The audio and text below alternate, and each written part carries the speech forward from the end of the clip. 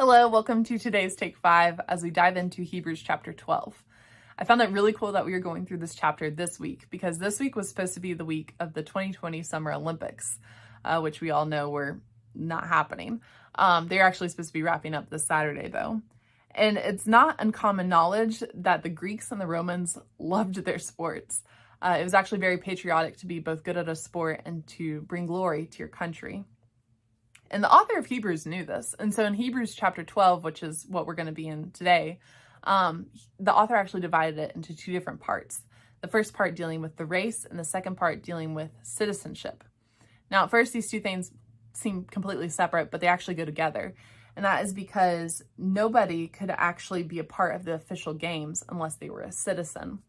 And the same is for this race that the author of Hebrews is talking about.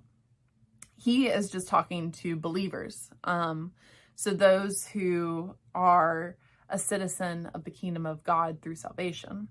He's not talking to non-believers, which is a very important distinction because yes, we are all made in the image of God, but the reality is that we are not all children of God. So he is just talking to children of God. Can go into more detail on that later, but I feel like that's a super important thing to note going into verse 1. So let's start up in verse 1, and then we're just going to read a couple of verses. It says, "Therefore, since we are surrounded by so great a cloud of witnesses, let us also lay aside every weight and sin which clings so closely, and let us run with endurance the race that is set before us, looking to Jesus, the founder and perfecter of our faith, who for the joy that was set before him endured the cross, despising the shame, and is seated at the right hand of the throne of God." So first half of the first verse, it says that we are surrounded by so great a cloud of witnesses. Now these witnesses, they aren't watching what we're doing. Actually, the witness, the word in Greek would translate to more of our English word of martyr. And so they aren't watching what we're doing, but rather they're bearing witness to us that God can see us through. The second part of this verse says, let us also lay aside every weight. No athlete would wear weights during the race because it would slow them down. And a weight is everything that hinders your progress. And so for us, a lot of us are carrying weights that we should not be carrying during this race. They could be bad weights like shame. And that was something that we were never meant to carry in the first place. And some of us are still carrying that weight of what we've done in the past, and we haven't just laid that at the cross and continued just to run our race. So if that's you, do that now. And then some weights can even be good weights. And a really good athlete doesn't choose between good and bad, but he chooses between best and better. And so maybe there's some weights that we think are really good things, but we still don't need to be carrying them because they're hindering our progress. And so some of you may actually know what that is, and some may be completely lost. And that's something that we can pray and go to God and ask to be revealed to us. The third part of that first verse says, let's run with endurance the race that is set before us. So endurance and patience are kind of interchangeable a little bit here. And so in the Old Testament, there are many people, and we actually talked about them in verse 11, there are many people that went through hardships, and their races are detailed. Joseph, we just went through a sermon series a couple months ago about Joseph and just the race that he ran. And I think we're doing ourselves a really big disservice if we neglect the Old Testament and don't read the godly women and men that are mentioned there. Because the reality is that by reading those stories and by studying them, it brings more encouragement to our own lives. And so we are able to run our race all the more. You can't run a race whenever you're super sad and like weary.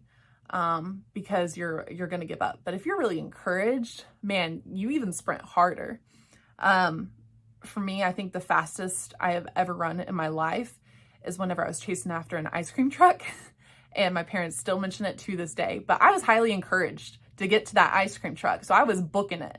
And so the same for us is if we know these godly men and women that have gone before us and what they have dealt with, we can be encouraged by their stories and we can run our races all the more.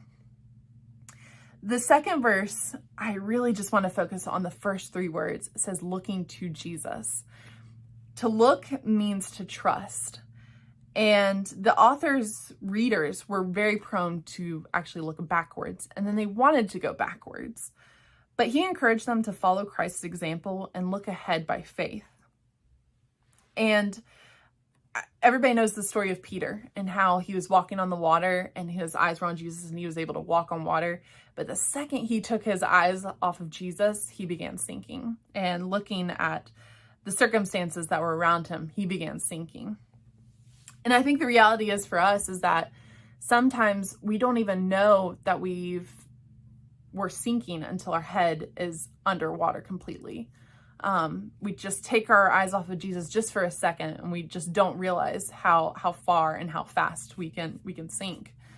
And so I want to encourage you guys to be super diligent and focused on the Lord, be focused on Jesus, and be disciplined enough to know that the second that you take your eyes off, it's not going to be good for you. And the reality is that we can only do so much in our own power. And the second that we take our eyes off of Jesus, we are in our own power. And I know from my own life, the second I've stopped reading the Bible daily or stopped praying or been in fellowship, it is amazing how fast things can change. But it's also amazing how fast things can change whenever you decide to put your focus to Jesus. And in such a relatively short period of time, just how much your life can change. For the good and for his glory. And I want to go back to chapter 11, where it listed a bunch of people like Abraham and Moses.